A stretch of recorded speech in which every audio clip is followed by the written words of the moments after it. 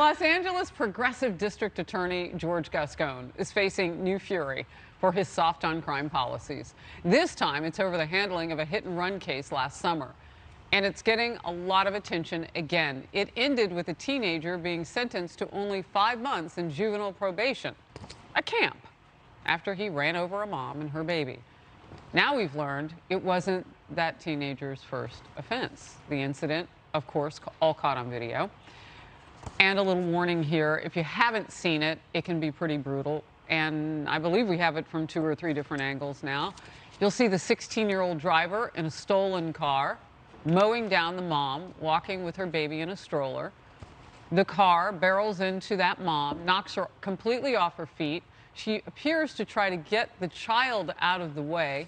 Thankfully, the baby was unharmed. The mom had minor injuries. But that mom is talking, and here's what she's saying. Told Fox News, someone with a criminal record tried to kill me and my son, and George Gascon thinks that 5 months of camp is sufficient punishment. Gascon and his staff are highlighting their incompetence and their complete disregard for victims. She speaks for a lot of people. Emily. Yeah, you know who else she speaks for? That 10-year-old victim of sexual assault by another minor that then George Gascon decided to try as an adult and sentenced to a mere 2 years, including probation, in a juvenile detention facility. And remember what he said after that? He made a statement just in February. He said, you know what, if we knew about her disregard for the harm she caused, talking about the perpetrator, we would have handled the case differently. And he said that the complex issues and facts of the particular case were unusual. I should have treated them that way. Really? Similar to, for example, that perp swerving the car to hit the mom and her baby, as she said, similar to that perp having a prior felony prosecution for poisoning another teenager's drink.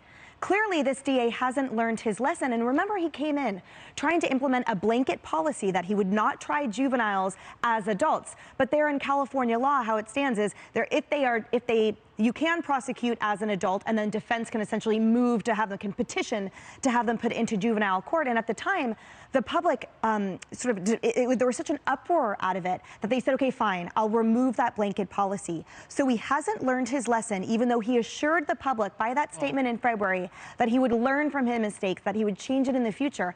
How many more people have to watch as their lives do not matter in this criminal justice system there in California, there in that county, before he hopefully is recalled in the fall? Because I'm worried that the next time this happens, that poor baby and the mom, maybe it will have a different outcome. So look, for their this safety. Particular liberal DA said that the reason that the teenager could basically go to summer camp is because the mom and the baby did survive.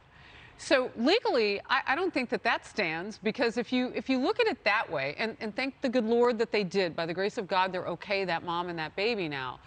But does that mean that just because a killer is inefficient in what they do, they get to go to summer camp? No, the outcome should not justify the action and the intent, which a key part of what Emily just said is this driver swerved towards them. The mom talks about moving out of the way, backing up against the wall. There was plenty of room for him to drive by, but he aimed the car toward them in an effort to kill them. There were drugs in the system. It was not to the point of intoxication, but there were drugs in the system.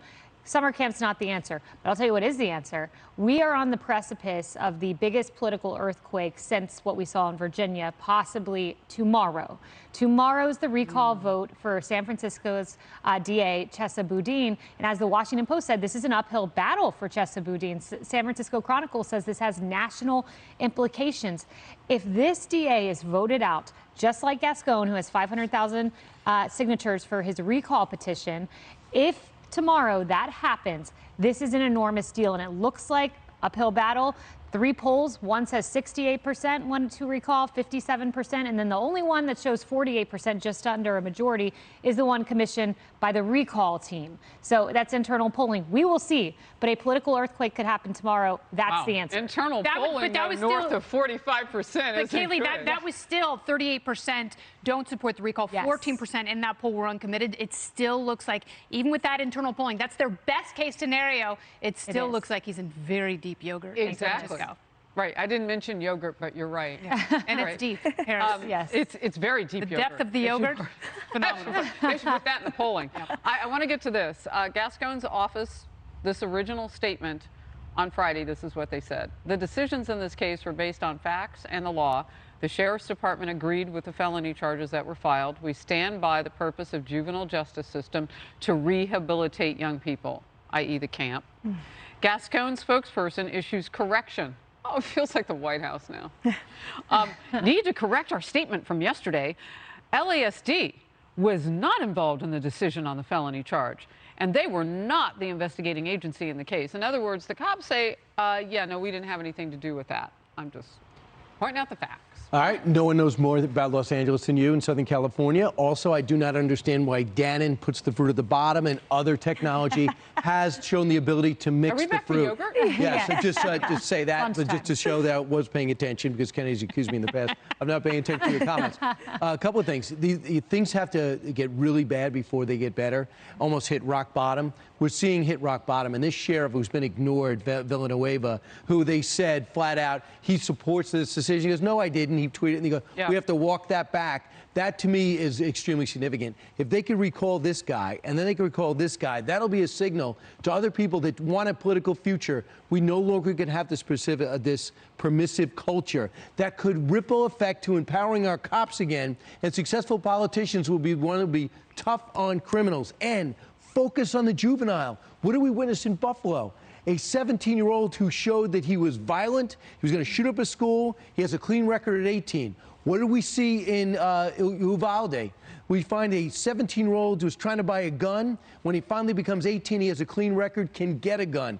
This guy is a future school shooter. That's exactly what we're raising over here. Right. Look at his background. He does not deserve a clean record, but he's about to get one at 18. Our society needs to be protected by mutants like this, from mutants from this. So, Kennedy, I'll keep yogurt out of it.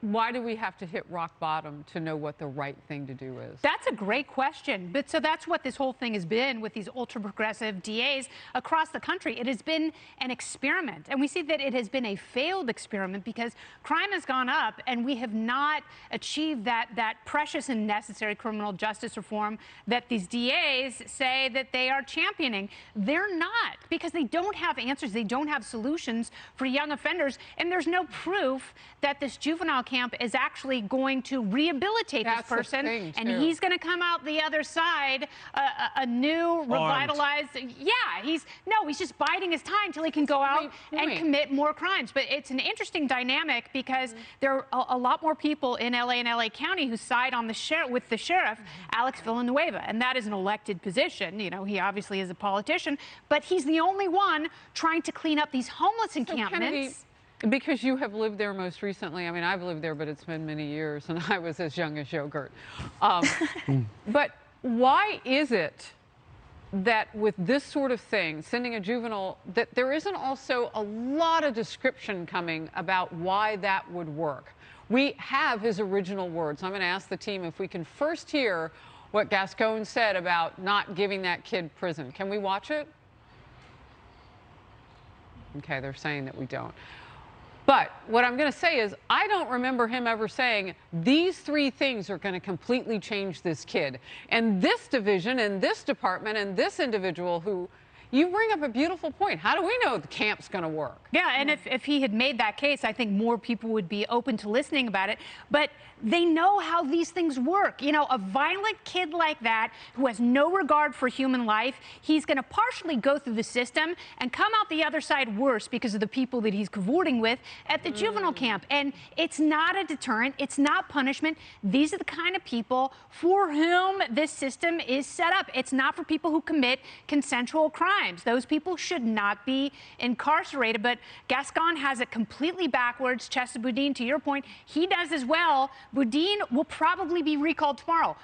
Gascon is 50,000 signatures away from being on the ballot in the fall, so he gets kicked out of office. Whatever happened to Scared Straight? That still scared me. It was out in the 80s. They had criminals who were trying to scare the hell out of these aspiring criminals before they become adults. Yeah. That should go back. We should go back to methods that worked. Instead, it's like that mom with the stroller. The rest of us are scared. They took aim. We know that the criminals are being put in front of us. No question. Hi, everyone. I'm Brian Kilmeade. I want you to do me a favor. I want you to click to subscribe to the Fox News YouTube page. This is the only way that I know for sure that you're not going to miss any great commentary, any great news bites, any great interviews coming your way on Fox. You can get it all here on YouTube. So subscribe right now.